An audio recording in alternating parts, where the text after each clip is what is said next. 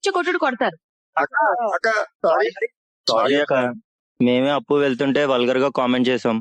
వీడు హోటల్లో room book చేస్తా వస్తావా అని అక్క, అందుకే అప్పు కొట్టింది. విన్నారా ఎస్ఐ గారు?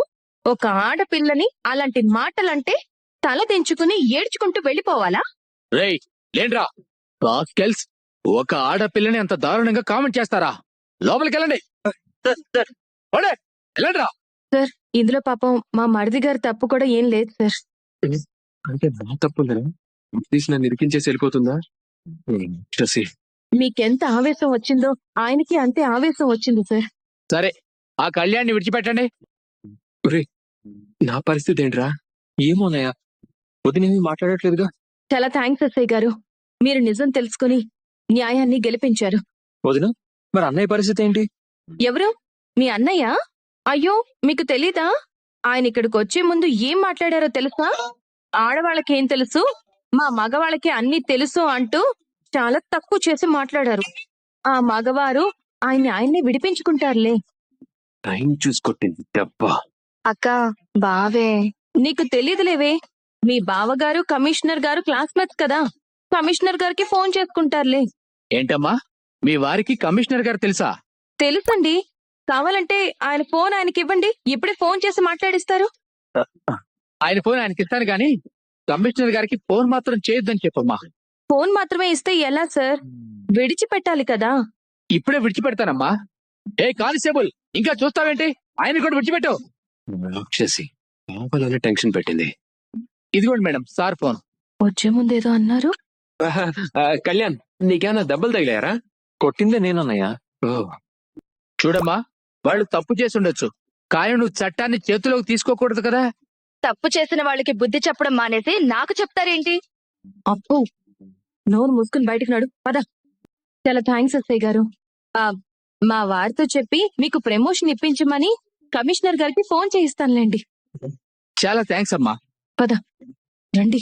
ఏంటి అప్పు, ఎందుకే ఇంత దాకా తీసుకొచ్చావు? ఆడపిల్లవి మాటి మాటికి అరెస్ట్ అయితే నీ మీద ఎలాంటి అభిప్రాయం ఏర్పడుతుందో తెలుసా?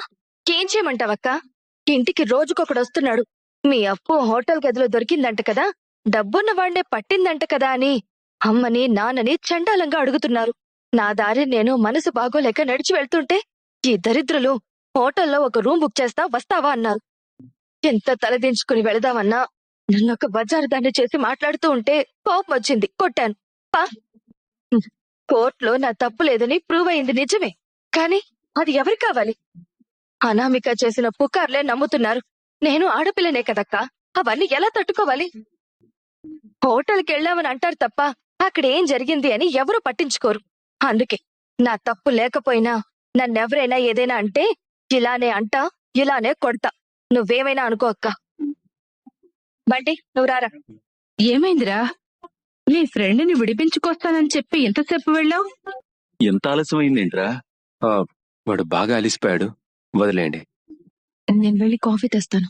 అరే ఊరుకో ఊరుకో, అమ్మ ఎక్కడికి వెళ్ళింది నాన్న? ఈ గొడవత ఎక్కడికి వెళ్ళింది? అయ్యో, ఉండొస్తున్నా, ఆడొకరు ఉండొస్తున్నా.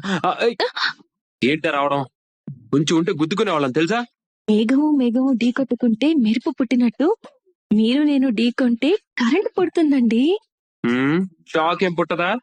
కళ్యాణ్ మానేశాడు, ఇప్పుడు నువ్వు రాయడం మొదలు పెట్టావు కవిత్వాలు. ఇది కూడా కవి గారు రాసింది. బాబు ఏడుస్తున్నాడు. మామూలుగానే ఉన్నాడు. వీడు నీకంటే పెద్ద దొంగలా ఉన్నాడు. ఏంటది? గోంగూర పచ్చడి. ఒకసారి మీరు టేస్ట్ చూసి ఉప్పు సరిపోయిందో లేదో చెప్పండి. కింద అంతమంది ఉండగా నా దగ్గరికి ఎందుకు తెచ్చావు? హాల్లో ఎవరు లేరనే కదా మీ దగ్గరికి వచ్చాను. కాస్త రుచి చూసి చెప్పండి. ఏంటిది ఇలా ఉందేంటి? ఏంటి నవ్వుతున్నావు? గోంగూర పచ్చడి ఎంత దరిద్రంగా ఉందేంటి? ఇది గోంగూర పచ్చడి కాదు కాబట్టి. ఏంటి? అవును. మరేంటిది? గోరింటాకు. నిన్ను గోరింటాక నా నోరంతా పాడు చేసావు కదే రాక్షసి. ఎక్కడికి వెళ్తావే? నా నోరంతా పాడు చేసి ఎక్కడికి వెళ్తావు? ఎక్కడికి వెళ్తావు? ఇప్పుడెక్కడికి పోతావే? ఎక్కడికి పోను. ఇలాగే మీ కౌగిట్లు విరిగిపోతాను. ఉమ్. ఆ, దిక్కులు చూసింది చాలు. ఆ కొంచెం గోరింటాకు పెట్టొచ్చు కదా. నేనా? అయినా ఇప్పుడు పెళ్ళేం లేదు కదా, ఎందుకు స్పెషల్ గా తెచ్చావు? ఆడవాళ్ళు ఆషాఢ మాసంలో గోరింటాకు పెట్టుకోవాలట. ఓ ఓ. అమ్మమ్మ గారు మన గెస్ట్ హౌస్ నుంచి తెప్పించారు. ఊహు. అదో ఆచారం ఉందా? ఆ, ఆషాఢం అమావాస్య వ్రతం లాగా ఇది ఒక ఆచారం అన్నమాట. ఆ, అత్తయ్య గారు మన శోభనానికి పెట్టిన పేరు. ఆషాఢం వచ్చింది, అమావాస్య వచ్చింది. మన బ్రతుకుల్లో పున్నమే రాలేదు. అందరితో పాటు మా అమ్మ కూడా చేరిపోయింది ఊహించలేక నిజమే అనుకున్నాను. మ్మ్, కొంచెం గోరింటాకు పెట్టొచ్చు కదా. ఆ కొంచెం ఏదో నువ్వే పెట్టుకోవచ్చు కదా. నాకు 3 చేతులు లేవు కదా. మూడో చెయ్యి ఎక్కడి నుంచి తీసుకురావాలమ్మా? మా ఆయనకి 2 చేతులు ఉన్నాయి కదా. నాకు డిజైన్లు రావు కదా. ఈ గోరింటాకుతో డిజైన్లు పెట్టరుగా. మరి ఎలా పెట్టుకుంటారు? మధ్యలో చందమామ పెట్టి చుట్టూ చుక్కలు పెట్టి వేళ్ల చివర్ల చుట్టూ అద్దె పెడతారు. ఓ ఓ. ప్లీజ్ అండి, కొంచెం గోరింటాకు పెట్టండి. సరే, తప్పుతుందా? కూర్చో. మ్మ్, ఏంటి? ఆ ఏం లేదు. మరి నా మొహమే చూస్తావేంటి? మా ఆయన మొహం నేను చూస్తే తప్పేంటి. ఉమ్. ఏయ్, చెయ్యి కరెక్ట్ గా పెట్టు. మోచెయ్యి గుర్తు పెడుతుంది. ఏ చెయ్యి? మోచెయ్యి. ఏ చెయ్యి? మో చెయ్యి. ఈ చెయ్యి. ఏయ్, ఆగు. మ్మ్, మ్మ్, ఇదా? మ్మ్, మ్మ్. చాలా. చాలు చాలు. ఉమ్. ఒప్పుకున్న పెళ్లికి బాజాలు వాయించక తప్పదు కదా. థ్యాంక్స్ ఎందుకులే. అయిపోయింది, ఆ చెయ్యిటి. ఉమ్. చందమామ. ఆ, ఓ. ఏయ్, సరిగ్గా పెట్టు చెయ్యి. మ్మ్, ఏయ్, ఎందుకు మెలికలు తిరుగుతున్నావు? నేను చెప్పనండి, మీరు తిడతారు. ఏంటో చెప్పు. ఆ, మరి మరి ఆ అది ఈసారి వీపు దురద పెడుతుంది. ఉమ్, ఏమండి, మీ మొహానికి గోరింటాకు అంటుకుంటుంది. నువ్వు గోరింటాకుని అడ్డు పెట్టుకొని నాతో సేవలు చేయించుకుందాం అనుకుంటున్నావా? ఏమండి, నేను మీతో పాటు ఇంట్లో అందరికీ ప్రతిరోజు సేవలు చేస్తూనే ఉన్నాను. ఇప్పుడు నేనేమైనా నగలు అడిగానా, చీరలు అడిగానా, ముద్దు అడిగానా, మురిపాలు అడిగానా? నేనేమైనా ఆషాఢం అమావాస్య వ్రతం కావాలన్నానా? వీపు దురద పెడుతుంది కాస్త గోకండి అన్నాను. అది తప్పేనా మహాప్రభు? అటు తిప్పి ఇటు తిప్పి ఆషాఢం అమావాస్య వ్రతానికి ముడి పెడతావు. సరే, అటు తిరుగు. ఉమ్.